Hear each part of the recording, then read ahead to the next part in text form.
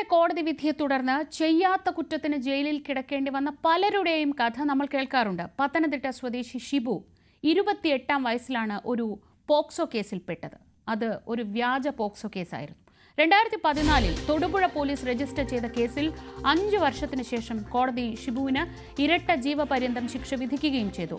എന്നാൽ ഈ വിധിക്കെതിരെ ജയിലിൽ വെച്ച് നിയമം പഠിച്ച് ഹൈക്കോടതിയിൽ സ്വയം വാദിച്ച് കുറ്റവിമുക്തനായിരിക്കുകയാണ് ഈ യുവാവ്. ജയിലിലെ ദുരനുഭവങ്ങളും സമൂഹത്തിൽ നിന്ന് നേരിട്ട ഒറ്റപ്പെടലും കനൽ വഴികൾ താണ്ടിയുള്ള പോരാട്ടവും ന്യൂസ് 18-മായി പങ്കുവെക്കുകയാണ് ഷിബു.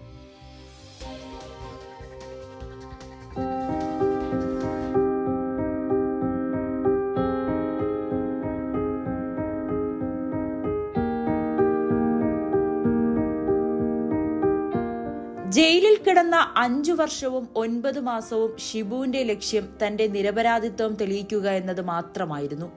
ജയിലിൽ നിന്നും ജോലി ചെയ്ത് കിട്ടുന്ന കൂലിയിൽ നിയമപുസ്തകങ്ങൾ വാങ്ങി രാത്രിയോ പകലോ എന്നില്ലാതെ പഠിച്ചു. 2014-ൽ അയൽവാസിയുടെ പകയുടെ ഇരയായി ജയിലിൽ അടയ്ക്കപ്പെട്ട ഷിബുവിന്റെ ഏക പ്രതീക്ഷ ഇന്ത്യൻ നീതിന്യായ വ്യവസ്ഥയിലായിരുന്നു. പ്രഥമ ദൃഷ്ട്യാ ഷിബുവിനെതിരെ തെളിവില്ലാഞ്ഞിട്ടും വ്യാജരേഖകൾ ചമച്ച് കുറ്റക്കാരനാക്കി. 2019 ഒക്ടോബർ 31-ന് തൊടുപുഴ അഡീഷണൽ സെഷൻസ് കോടതി ഷിബുവിന് ഇരട്ട ജീവപര്യന്തം ശിക്ഷ വിധിച്ചു. 18/10/2014 ഈ കുട്ടിയെ ഞാൻ ഈ ലൈംഗികമായി പീഡിപ്പിച്ചു എന്ന് പറയുന്നത്. എന്നാൽ ഈ പറയുന്ന ദിവസത്തിന് ഒരു ദിവസം മുമ്പ് തന്നെ പരാതി ലഭിച്ചു എന്ന് പറയുന്നുണ്ട്. ഈ 18/10 രീതിയിലുണ്ടായ ഇതിൻ്റെ പരിണിത ഫലമായിട്ടുള്ള അസ്വസ്ഥതയാണ് ഈ പരാതിക്ക് ഇടയായ കാരണമെന്ന് പറയുന്നു. എന്നാൽ അതിന് ഒരു ദിവസം മുമ്പ് തന്നെ പരാതി ലഭിച്ചു എന്നും പരാതി സ്കൂളിൽ കിട്ടിയെന്നും സ്കൂളുകാരത് ചൈൽഡ് ലൈൻ കൈമാറി എന്നൊക്കെ പറയുന്നതല്ലാതെ ഇങ്ങനെ ഒരു പരാതിയെക്കുറിച്ച് ഇതുവരെയും പോലീസ് രേഖാമൂലം ഹാജരാക്കിയിട്ടില്ല. വിയൂർ സെൻട്രൽ ജയിലിലായിരുന്ന ഷിബുവിനെ ഹൈ സെക്യൂരിറ്റി പ്രിസൺ തുറന്നതോടെ അങ്ങോട്ടേക്ക് മാറ്റി. ജയിലിലെ സഹതടവുകാരിൽ നിന്നും നേരിട്ട ചതിയും കൈപ്പേറിയ അനുഭവങ്ങളും ഈ മനുഷ്യനെ തളർത്തിയില്ല. അതിനിടെ നാട്ടിൽ നാണക്കേട് കാരണം ജീവിക്കാനാകാതെ 3.5 വയസ്സുള്ള മകനെയും കൂട്ടി ഭാര്യ അവരുടെ മാതാപിതാക്കളോടൊപ്പം കർണാടക ഉടുപ്പിയിലേക്ക് താമസം മാറി. താൻ കുറ്റക്കാരനല്ലെന്ന് ഭാര്യയ്ക്കും മകനും കുടുംബത്തിനും മുന്നിൽ തെളിയിക്കാനുള്ള പരിശ്രമത്തിലായിരുന്നു ഈ ചെറുപ്പക്കാരൻ. ശത്രുക്കളെ പോലും നമ്മൾ സ്നേഹിക്കാൻ പറഞ്ഞിരിക്കുന്ന ആ ഒരു ഇത് വെച്ചിട്ട് നമ്മൾ ഇനി അവരെ ആരെയും ഉപദ്രവിക്കാനോ ഒന്നും തരുന്നില്ല. പക്ഷേ എനിക്ക് ഒരാൾക്കെതിരെ പരാതി കൊടുക്കാനും ഒരാൾക്കെതിരെ വ്യക്തിവിരോധം തോന്നാനൊക്കെ ഒരു സ്വാതന്ത്ര്യം മനുഷ്യനുണ്ട്. കാരണം സ്വാഭാവികം, മനുഷ്യ സഹജ. പക്ഷെ നിയമം അങ്ങനെ, അല്ലെങ്കിൽ നിയമപാലകർ അല്ലെങ്കിൽ ജുഡീഷ്യറിയുടെ ഭാഗത്തുനിന്നും ഇതൊന്നും പരിഗണിക്കാതെ, അല്ലെങ്കിൽ ഞങ്ങളെ ഇപ്പോൾ ജുഡീഷ്യറിയുടെ ഭാഗത്ത് ഉണ്ടായ എനിക്കൊരു അവിശ്വസനീയ അല്ലെങ്കിൽ അവിശ്വാസം ഉണ്ടാക്കുന്ന ഒരു സാഹചര്യമാണ് ഇത്രയും വലിയ ശിക്ഷ തന്നത്. 2025 ജൂൺ 30-ന് ഷിബു കുറ്റക്കാരനല്ല എന്ന് ഹൈക്കോടതി കണ്ടെത്തി. 6 വർഷത്തെ ജയിൽവാസം ഷിബുവിനെ നിയമം മാത്രമല്ല കന്നഡ, തെലുങ്ക്, തമിഴ് തുടങ്ങി 5ഓളം ഭാഷകളും പഠിപ്പിച്ചു. ഇതിനൊക്കെ അപ്പുറം ജീവിതം പഠിച്ചു. പ്രതീക്ഷകൾ നഷ്ടപ്പെട്ട് ജയിലിലേക്ക് പോയ ഷിബുവിന് ഇതൊരു 2ാം ഊഴമാണ്.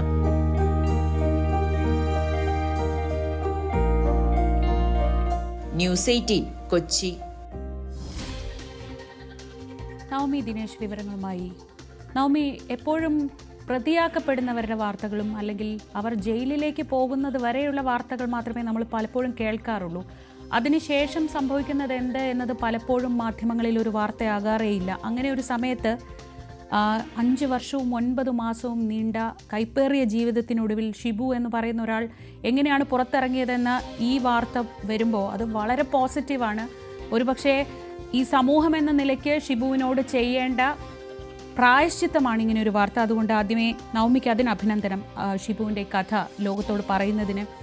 എന്തായിരുന്നു ഈ കേസിൻ്റെ പശ്ചാത്തലം? എങ്ങനെയാണ് ഷിബു ഇങ്ങനെ ഒരു കേസിൽ പെട്ടുപോയത്? എന്തായിരുന്നു ഈ അയൽവാസി ഇങ്ങനെ ഒരു കേസിൽ ഇയാളെ കുടുക്കാനുണ്ടായ സാഹചര്യം?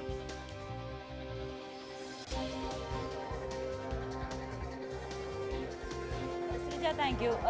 നമ്മൾ നമ്മുടെ നീതിന്യായ വ്യവസ്ഥയിൽ പറയുന്ന പ്രധാനപ്പെട്ട ഒരു തത്വമുണ്ട്. 1000 കുറ്റവാളികൾ രക്ഷപ്പെട്ടാലും ഒരു നിരപരാധി പോലും ശിക്ഷിക്കപ്പെടരുതെന്ന്. പക്ഷേ ചിലപ്പോഴൊക്കെ നമ്മുടെ ജുഡീഷ്യറിക്ക് ആ ഒരു ഇത് പാലിക്കാൻ കഴിയാതെ പോകുന്നുണ്ട്. അങ്ങനെയാണ് ഷിബുവിനെ പോലുള്ള നിരവധി പേര് അതിൽ ഇരയാക്കപ്പെടുകയും ഒക്കെ ചെയ്തത്. അതിനുശേഷം അവരുടെ കുടുംബം എന്താണ്, അവരുടെ മാനസികാവസ്ഥ എന്താണ്, അവരിനി എങ്ങനെ ജീവിക്കും, പൊതുസമൂഹം അവരെ എങ്ങനെ കാണും, അങ്ങനെ നിരവധി ചോദ്യങ്ങൾ ബാക്കിയാകുന്നുണ്ട്. ഇവിടെ ഷിബുവിന് സംഭവിച്ചത്, നമ്മൾ ഈ ഷിബുവിനെ ഷിബുവിനെ കാണുമ്പോൾ സാധാരണ ഇത്തരത്തിൽ ഉള്ള ഒരു വ്യാജ പോക്സോ കേസ് മറ്റ് കേസുകൾ പോലെയല്ല, വ്യാജ പോക്സോ കേസാണ്. അപ്പോൾ അതിന് കുറച്ചുകൂടി ആഘാതം കൂടും. ഷിബു അതിനുശേഷം എങ്ങനെയാണ് ജീവിച്ചത്? ഷിബു ഈ ജയിലിൽ നിന്നൊക്കെ തിരിച്ചു വന്ന് നമ്മളെ കാണുമ്പോൾ നമ്മൾ സ്വാഭാവികമായും കരുതുന്നത് ആകെ ജീവിതത്തിൽ പ്രതീക്ഷകൾ നഷ്ടപ്പെട്ട് തളർന്ന് ഇനി എന്ത് ചെയ്യണമെന്ന് അറിയാതെ ഇരിക്കുന്ന ഒരു വ്യക്തിയായിരിക്കും ഇയാളെന്നായിരിക്കും നമ്മൾ സ്വാഭാവികമായും കരുതുന്നത്. പക്ഷേ ഷിബു അങ്ങനെ ഒരാളല്ലായിരുന്നു.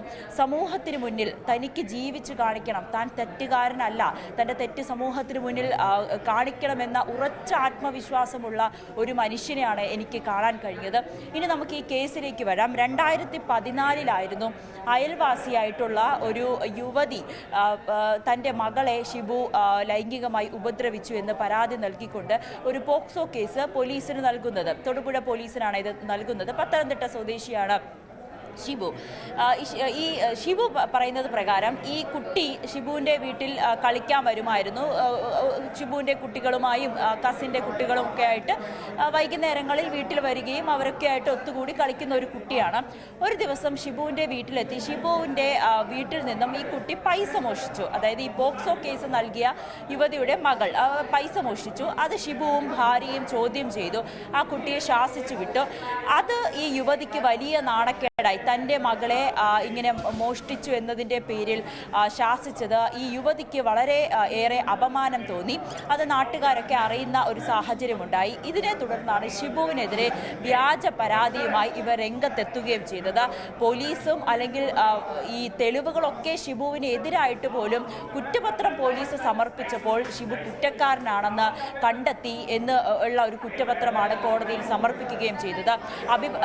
ഇതിൽ ആദ്യം ഷിബു ഈ പോക്സോ കേസ് വരുന്നു, ജയിലിൽ പോകുന്നു, റിമാൻഡിലായി, പിന്നീട് ജാമ്യം കിട്ടി പുറത്തിറങ്ങുന്ന സാഹചര്യമുണ്ടായി. പക്ഷേ ഷിബുവിന് ഇതിൽ പിന്നീട് ഒരു വിചാരണ നടക്കുമെന്നോ ഇതിലൊരു ശിക്ഷ ഉണ്ടാകുമെന്നോ അത്തരത്തിലുള്ള കാര്യങ്ങളൊന്നും, ഒരു നിയമവശങ്ങളൊന്നും തന്നെ ഷിബുവിനോ കുടുംബത്തിനോ അറിഞ്ഞിരുന്നില്ല. ഷിബു കരുതി താൻ ജയിലിൽ നിന്ന് പുറത്തിറങ്ങി ഈ ജാമ്യം കിട്ടി, ഇനി തനിക്ക് ഇതുമായി ബന്ധപ്പെട്ട് മറ്റ് കേസുകളൊന്നും ഉണ്ടാകില്ല എന്ന് ഷിബു വിശ്വസിച്ചു. പക്ഷേ വർഷങ്ങൾക്ക് ശേഷം കോടതിയിൽ പോലീസ് കുറ്റപത്രം സമർപ്പിച്ചു. വിചാരണ നേരിടേണ്ട സാഹചര്യമുണ്ടായി. ഈ വിചാരണ നേരിടുന്ന സമയത്താണ് ഷിബു ഇതിൻ്റെ തീവ്രത എത്രത്തോളം ഉണ്ടെന്ന് മനസ്സിലാക്കിയത്. പെട്ടെന്ന് തന്നെ ഒരു അഭിഭാഷകനെ കണ്ടെത്തി ഈ നടന്ന കാര്യങ്ങളെക്കുറിച്ചൊക്കെ അഭിഭാഷകനോട് പറഞ്ഞു. പക്ഷേ വിചാരണ വേളയിൽ അഭിഭാഷകർ പോലും ഉദാസീനമായിട്ടുള്ള നിലപാടായിരുന്നു അവിടെ എടുത്തത്. ഷിബുവിനെ രക്ഷിക്കുന്നതിന് വേണ്ടിയിട്ടുള്ള തെളിവുകളൊക്കെ ഉണ്ടായിട്ടും ഈ വൈദ്യപരിശോധനയിലടക്കം കുട്ടി പീഡനത്തിന് ഇരയായിട്ടില്ല എന്ന പോലീസിൻ്റെ റിപ്പോർട്ട് പോലും കോടതിയിൽ കൃത്യമായി വാദിക്കാൻ ഷിബുവിൻ്റെ അഭിഭാഷകന് കഴിഞ്ഞില്ല. ഇതേ തുടർന്നാണ് ഇരട്ട ജീവപര്യന്തത്തിന് തൊടുപുഴ അഡീഷണൽ സെഷൻസ് കോടതി ഷിബുവിനെ ശിക്ഷ വിധിക്കുകയും ചെയ്തത്. അത് 2019 ഒക്ടോബർ 31 ആ വിധി പ്രഖ്യാപിച്ചത്. പിന്നീട് ഷിബു ജയിലിൽ പോകുന്നു. അവിടെ നിന്ന് സഹതടവുകാരിൽ നിന്നും ഉണ്ടാകുന്ന ചതി, ഉണ്ടാകുന്ന മാനസികമായിട്ടുള്ള ഒരുപാട് പീഡനങ്ങൾ, വളരെയേറെ തളർന്നു ഷിബു. പക്ഷേ ചില സഹതടവുകാർ, നല്ലവരായിട്ടുള്ള ചില സഹതടവുകാരിൽ നിന്നുമാണ് സ്വന്തമായി വാദിച്ചാൽ നമുക്ക് ഈ തെളിവുകൾ ഉണ്ടെങ്കിൽ സ്വന്തമായി വാദിച്ച് നമുക്ക് രക്ഷപ്പെടാൻ കഴിയുമെന്നൊരു കാര്യം ഷിബു അറിയുന്നത്. പിന്നെ ഇതിനെ തുടർന്ന് ജയിലിലെ ജോലി ചെയ്ത് കിട്ടുന്ന പൈസയിൽ നിന്നും ഷിബു നിയമ പുസ്തകങ്ങൾ വാങ്ങി രാത്രിയും പകലും ഒക്കെ ഇരുന്ന് പഠിച്ച് തൻ്റെ കേസുമായി ബന്ധപ്പെട്ട വിവരങ്ങളെല്ലാം കോടതിയോട് അപേക്ഷിച്ച് ആ വിവരങ്ങളെല്ലാം ഷിബു വാങ്ങിച്ചെടുക്കുകയും പിന്നെ അത് വിശദമായി പഠിച്ചതിന് ശേഷമാണ് ഹൈക്കോടതിയിൽ ഒരു അപ്പീൽ നൽകുന്നത്.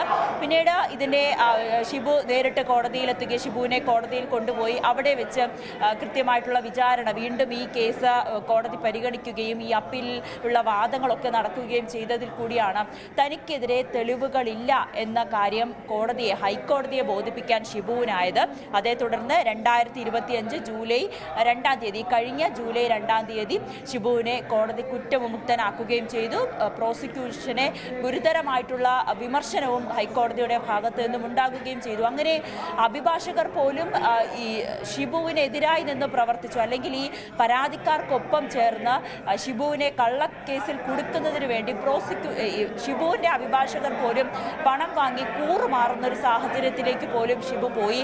പക്ഷേ അപ്പോഴും കുടുംബത്തിൻ്റെ ഒരു ഭാര്യയും മകനുമൊക്കെ ഒപ്പം ഉണ്ടായെങ്കിൽ പോലും ഷിബുവിന് ഇത്തരത്തിലൊരു ഇരട്ട ജീവപര്യന്തം ശിക്ഷ വിധിച്ചപ്പോൾ ഷിബുവിൻ്റെ ഭാര്യ പോലും ചെറിയൊരു സംശയം ഉന്നയിച്ചു. ഇനിയിപ്പോൾ അങ്ങനെ സംഭവിച്ചിട്ടുണ്ടാകുമോ, ഷിബു ആ കുഞ്ഞിനെ പീഡിപ്പിച്ചിട്ടുണ്ടാകുമോ എന്നൊരു സംശയം ഭാര്യയ്ക്ക് പോലും ഉണ്ടായി എന്ന് ഷിബു പറയുന്നു അത് ഒരു മനുഷ്യനെ സംബന്ധിച്ച് വലിയൊരു മാനസിക അവസ്ഥയാണ്. സ്വന്തം അമ്മ പോലും മിണ്ടാത്ത സാഹചര്യം, കുടുംബം ഒറ്റപ്പെടുത്തി, പിന്നീട് ജീവിക്കാൻ നിവൃത്തിയില്ലാതെ ഭാര്യയുടെ അമ്മയെ അച്ഛനെയും കൂട്ടി കേരളം വിട്ടേ പോയി. അവർ പിന്നെ കർണാടക ഉടുപ്പിയിലാണ് ഇപ്പോൾ താമസിക്കുന്നത്.